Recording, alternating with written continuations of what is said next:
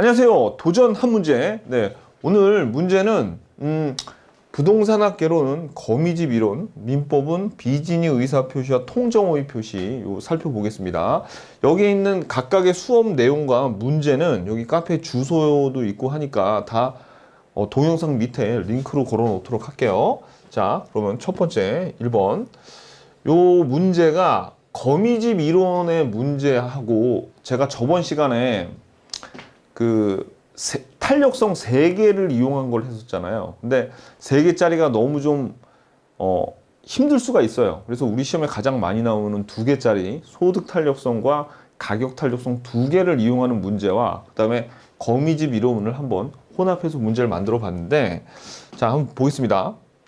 아파트 시장에서 가격이 1억 원에서 1억 300만 원으로, 여러분들이 일단 이 숫자 보면은 확 어디 시험장에서 이거 만나면 어떻게 해야 돼? 일단 도망가야 돼요. 일단 숫자 만나면 다른 문제 다 풀고 와서 지금 이걸 봤어요.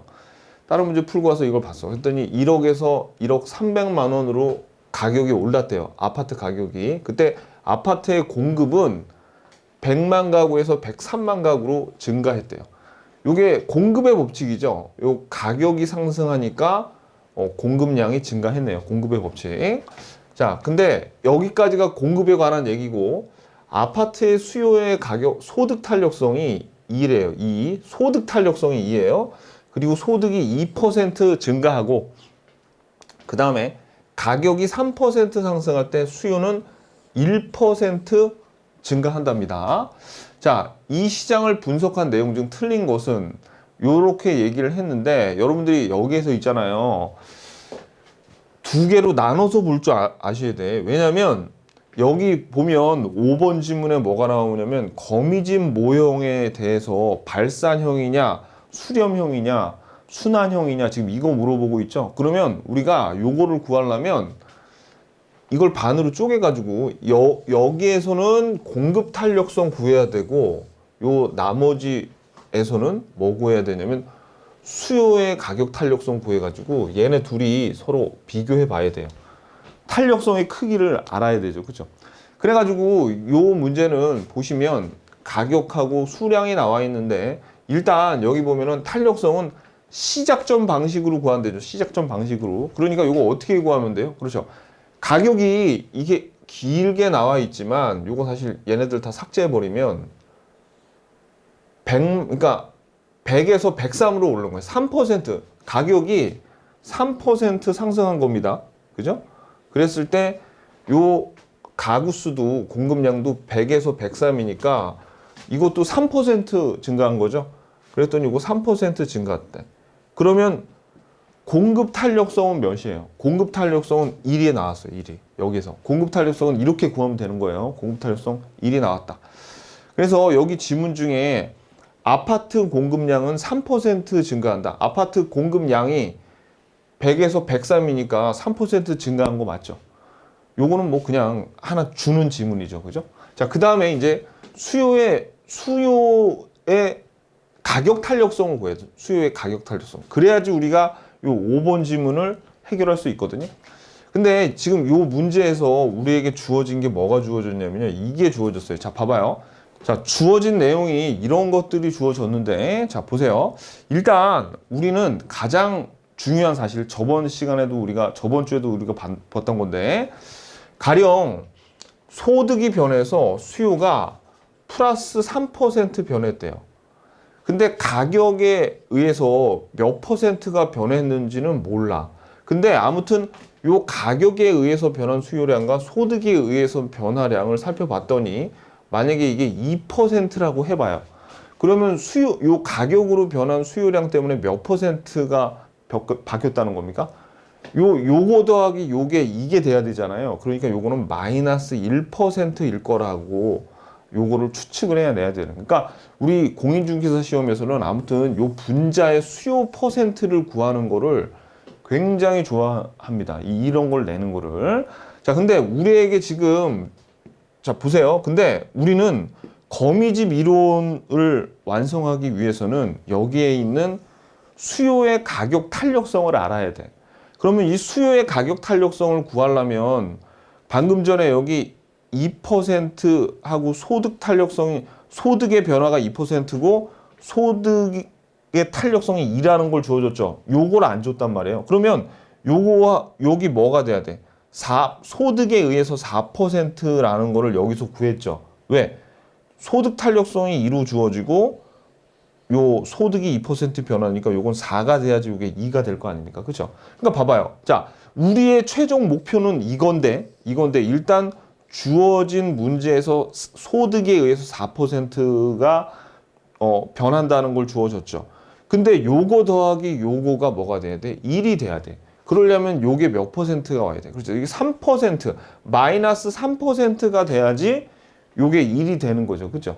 그러면 이제 요 두 놈을 이용해서, 그러니까 문제에서 주어진 요 값을 통해서 소득에 의한 수요량 요걸 구했고, 그죠? 그 다음에 문제에서 역시 주어진 총 수요량의 변화와 그 다음에 4를 이용해서 여기에 있는 분자 값을 구한 거예요. 가격에 의한 변동률을 구한 거죠, 우리가. 그죠? 그러면 이제 수요의 가격 탄력성을 드디어 구할 수 있네요. 이게 3분의 3이니까 수요의 가격 탄력성이 1이야, 1. 드디어 구했어요. 이런 식으로 구하는 겁니다. 무슨 얘기인지 아시겠죠? 문제 한번 돌아가서 볼게요. 자, 소득의 증가로 인하여 아파트의 수요는 4% 증가했다? 맞죠? 왜냐면 우리가 수요의 소득 탄력성이 2를 주고 소득이 2% 변한다 그랬죠? 그러니까 소득이 2% 변할 때 몇 % 수요가 증가했어? 이걸 알고 싶은데 방금 전에 요 수요의 소득 탄력성 2를 줬으니까 요 분자 값이 4% 나온다 그랬죠? 방금 전에 여기서 본 거, 요거 여기서 구했죠, 그죠? 맞고 2번 가격의 상승으로 인해서 아파트의 수요는 3% 하락한다. 요거는 어떻게 구했어요, 방금? 그렇지.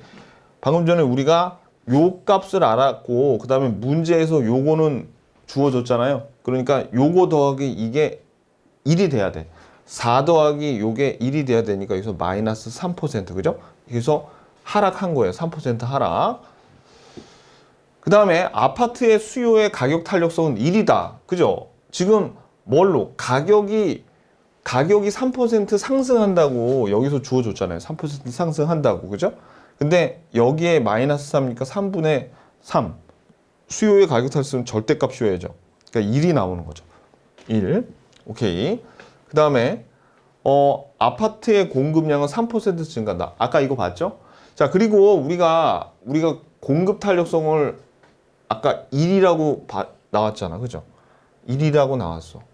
그리고 수요의 가격 탄력성은 방금 1이라고 구했잖아요. 그러면 둘 다 같아. 둘 다 1로 같아요. 그러면 수탄수 공탄반에서 발산형도 아니고 수렴형도 아니고 뭐가 되는 거예요? 그렇죠? 순환형이 돼야죠. 순환형. 그래서 답이 5번이 틀렸습니다. 요거. 그래서 요 문제는 여러분들이 사실 이거 앞에 있는 거 지워버리고 요거 하나만 가지고도 충분히 좋은 문제예요. 요거 하나만 가지고도 충분히 우리가 그 탄력성 문제에서 원래 교차 탄력성까지 이용하면 3개를 이용하는 건데 2개를 이용하는 아주 전형적인 문제입니다. 근데 여기다가 여기에서 수요의 가격 탄력성을 구하고 요거는 공급 탄력성까지 구해가지고 거미집 이론까지 한번 응용을 해서 문제를 내봤습니다. 오케이, 이렇게 푸시면 돼요. 자, 민법 문제, 의사표시에 관한 설명으로 옳은 것을 고르래요. 자, 1번. 진이 아닌 의사표시는 원칙적으로 무효이다. 아니죠. 이거 요 지문이 여러분들 조심하셔야 돼요. 원칙적으로 당사자 간에는 유효죠. 그러니까 여러분들이 이거 왜 자꾸 착각하시냐면 진이 아닌 의사표시가 이 거짓말이잖아요. 일종의 거짓말. 그러니까 거짓말은 나쁜 거니까 무효 아니야? 자꾸 이런 생각하시는 말이에요. 아니에요. 진이 아닌 의사표시는 원칙적으로 유효니까 표의자가 무효임을 막 밝히려고 하는 거 아닙니까? 그죠? 근데 이게 왜 또 헷갈리냐면 이게 비교적 앞에서 배우는 내용이라 뒤에 한 채권법의 매매 정도 좀 가면 좀 망각하셔가지고 이런 내용은 헷갈리기 쉽습니다. 이거 특히 조심하세요. 2번. 진이랑 특정한 내용의 의사표시를 하고자 하는 표의자의 생각, 즉 I will을 말하는 것이지 표의자가 진정으로 마음속에서 바라는 사항, 이거 뭐야? I like. 뜻하는 것이 아니다. 맞죠? I will이지 I like가 아니라는 뜻이에요. 그러니까 2번이 답이네요. 그죠? 자, 3번. 당사자가 통정하여 증여를 매매로 가장한 경우 증여와 매매 모두 무효이다. 증여는 은닉행위는 유효다. 요거 저 시험에 되게 잘 나옵니다. 매매는 무효예요. 그러니까 이거 틀렸죠. 모두 무효라 그러면 안 되죠. 자, 4번. 교환계약의 당사자 일방이 자기 소유의 목적물을 시가에 관해서 침묵한 거나 조금 비싸게 고지한 것은 특별한 사정이 없는 한 기망행위가 해당하지 않는다 그랬죠. 그죠? 요거 5번. 통정허위 표시에서 가장 양수인의 일반 채권자가 선의라면 대항할 수 있다. 자, 여기서 뭐 물어보는 거냐면 가장 양수인의 일반 채권자가 제3자야? 라는 걸 물어보는 거예요. 제3자가 맞아? 이걸 물어보는 거죠. 그죠? 그러면 일반 채권자는 제3자가 아니라 가장 양수인의 가압류 채권자 같은 애들이 그 채권자 그 제3자가 되는 건데 왜 그래요? 왜? 왜냐면 요 통정허위 표시에서 맺은 법률 관계에 새로운 이해관계를 맺어야 돼. 새로운 이해관계를. 그러니까 이전에 있던 애들은 안 된다는 얘기예요. 자, 이게 무슨 뜻이냐면 이겁니다. 보세요, 여러분들. 여기 예를 들어서 이런 거예요. 지금 여기 A가 굉장히 큰 빚에 쪼들리고 있어요. 그래가지고 자기 요 건물이나 이런 게 빚쟁이들한테 넘어갈 것 같으니까 자기하고 가장 친한 B가 여기서 누구예요? 가장 양수인이죠. 가장 양수인. 양수인한테 서로 짜고 얘한테 등기를 해준 겁니다. 통정허위 표시한 거죠. 그런데 이 B도 때마침 이전에 누구? C로부터 돈을 예전에 빌렸었어요.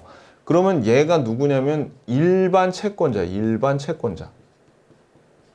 그럼 보세요. 이 일반 채권자 같은 경우에는 가장 양수인 B한테 등기가 되기 전에 얘가 지금 돈을 빌려준 거죠. 그러니까 얘가 등기한 것 때문에 어떤 새로운 관계를 맺은 게 아니란 얘기예요.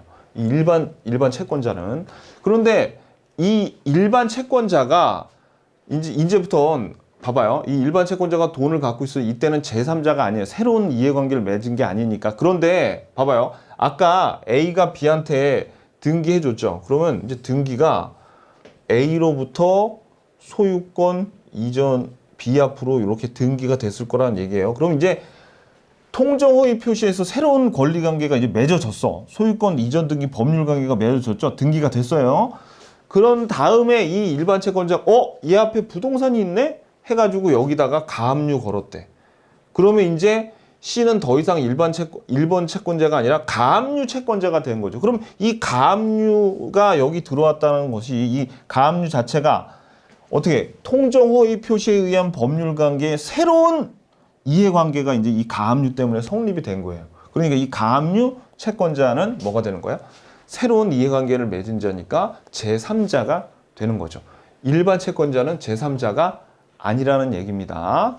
뭐 기본 강의 시간에 제가 자세히 설명드렸지만 문제 풀면서 이렇게 한번 듣는 거하고 또 기본 강의 할 때 듣는 거하고 또 다릅니다. 자, 그래서 오늘은 뭐에 대해서 알아봤냐면 거미집 이론, 그 다음에 민법에서는 우리가 통정허위 표시, 그 다음에 비진이 의사표시 두 가지 알아봤습니다. 다음 주에 뵙겠습니다. 안녕히 계세요.